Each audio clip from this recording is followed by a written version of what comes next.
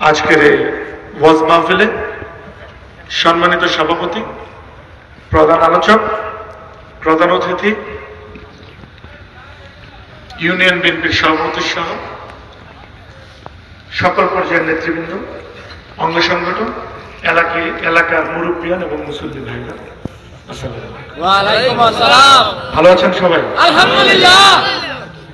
আসলে এটা তো সাতগ্রাম, এখানে আমাদের অনেক প্রবীণ ব্যক্তিত্ব আছে। আমার বক্তৃতা দেওয়ার কিছু নেই, মানন কাকা আছেন এখানে, আমাদের মুরব্বী, আমাদের এখানে মদির সাহেব আছেন, যিনি দীর্ঘদিন যাবৎ আমাদের এই আলে হাদিস আমরা যে অনুসারী, আমাদের উনি দীর্ঘদিন যাবৎ আমাদের পাঁচপক্ষী মাদ্রাসাতে অবস্থান করছেন এবং অত্র এলাকায় আমাদের মিয়া সাহেবের সাথে তারও একটা যথেষ্ট ভূমিকা রাখছেন। আরো গরিব গোয়েন্দা আছেন এলাকায়। আমি আসলে বক্তৃতা বলবো না, দু একটি কথা বলবো। আজকে আমার আসাটা খুব কষ্টকর হয়েছে। আমার এখান থেকে গিয়েও আমার দুইটা পলিটিক্যাল প্রবলেম আছে, যার জন্য আমি করিমকে বলেছি, করিম আমাকে জাস্ট 5 মিনিট রাখলে আমি একটা স্পিচ দিয়ে আমি চলে যাবো। আমি তার জন্য আপনাদের কাছে প্রথমে মাপ চেয়ে নিচ্ছি। তো আসলে আমি খুব বেশি কিছু বলবো না, আমি একটা কথা বলবো। আমরা সবাই ইসলাম ধর্মের অনুসারী, আমরা ইসলাম ধর্মকে মনে প্রাণে ধারণ করি, লালন করি এবং ইসলামের সব আকীদা মেনে চলি, তাই না? তো এটা তো আমাদের দায়িত্ব নাকি? কিন্তু আমাদের আরো কিছু নৈতিক দায়িত্ব আছে। সেটা হলো এই ইসলামকে পুঁজি করে, ধর্মকে পুঁজি করে অনেকে ব্ল্যাকমেইল করার চেষ্টা করছে। আপনারা দেখছেন সেই ধরনের ব্ল্যাকমেইলারদেরকে কিন্তু আমরা প্রশ্রয় দেওয়া যাবে না। আপনারা মনে রাখবেন, যে ধর্ম আমাদের এত পবিত্র জিনিস, এই পবিত্র বিষয়, সেই ধর্মকে কেউ যাতে পুঁজি করে আমাদেরকে ব্ল্যাকমেইল করতে না পারে, ঠিক আছে? এটা প্রত্যেকের নৈতিক দায়িত্ব, ঠিক না? বাট আমরা এজ এ ইসলাম ধর্মের অনুসারী হিসেবে ইসলাম ধর্মের প্রত্যেকটি আকীদা আমরা ইনশাআল্লাহ মেনে চলবো। আমরা নামাজ পড়বো, আমরা রোজা রাখবো, আমরা যাকাত দিব, ফিতরা দিব, আমরা আরো অনেক কিছু আছে, আমরা সেগুলো মেনে চলবো। আর আমি আজকে আপনাদের কাছে এদেশের গণতন্ত্রের মা, বিএনপি চেয়ারপারসন দেশনেত্রী বেগম খালেদা জিয়ার জন্য দোয়া চাই। আপনারা জানেন তিনি অসুস্থ আছেন, আল্লাহ পাক যেন তেনাকে পরিপূর্ণ সুস্থতা দান করেন। আপনারা এদেশের বীর, যিনি এই গণতান্ত্রিক আন্দোলনের রূপকার, এই 17 বছরের গণতান্ত্রিক আন্দোলনের মাধ্যমে যে স্বাধীনতা অর্জিত হয়েছে নতুন ভাবে, সেই স্বাধীনতার মূল নায়ক বিএনপির অ্যাক্টিং চেয়ারপারসন জননেতা তারেক রহমান।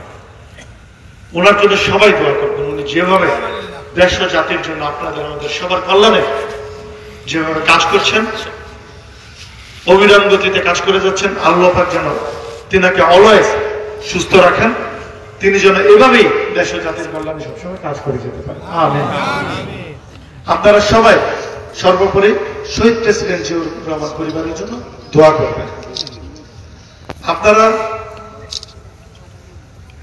এই বৈষম্য বিরোধী আন্দোলন থেকে ধরে এই 17 বছরের গণতান্ত্রিক আন্দোলন,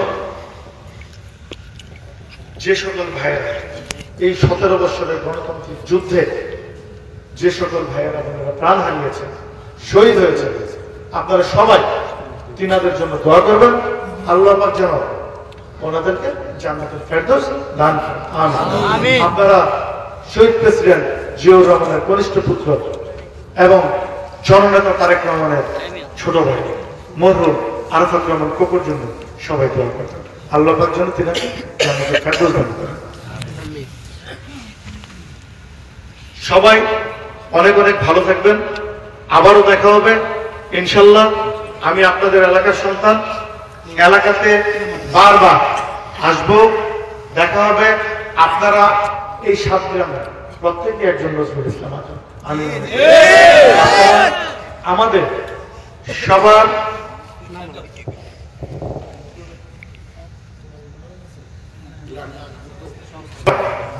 এক একটি আজাদের ভূমিকায় থাকবেন ইনশাআল্লাহ।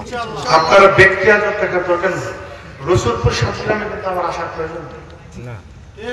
এখানে মানমান কাকা আছে, উনি তো আছেন, আপনারা আছেন, করিম আছে, আপেল আছে, নয়ন মোল্লা আছে, এই যে যারা আছেন, মুদির সাহেব আছেন, আর আপনারা তো প্রত্যেকেই আমার ভূমিকা আছে।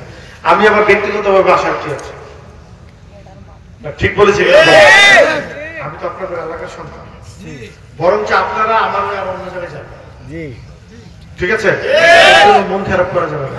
অনেক সময় পলিটিক্যাল প্রোগ্রাম থাকে, বিভিন্ন ইয়ে থেকে, ইচ্ছার বাইরেও অনেক সময় ইচ্ছা থাকলে আসা হয় না, আসতে পারে না। তার জন্য সবাই আমাকে মন খারাপ করবে না, ক্ষমা সুন্দর দৃষ্টিতে দেখবেন। সবাই ভালো থাকবেন, আবারও দেখা হবে। আর এই উন্নয়নের যেহেতু এখানে একটা বিষয় আছে, হ্যাঁ আচ্ছা, এই পাঠাগার সিস্টেমের জন্য যেটা করা দরকার আমি বলি সহযোগিতা করব। ঠিক আছে,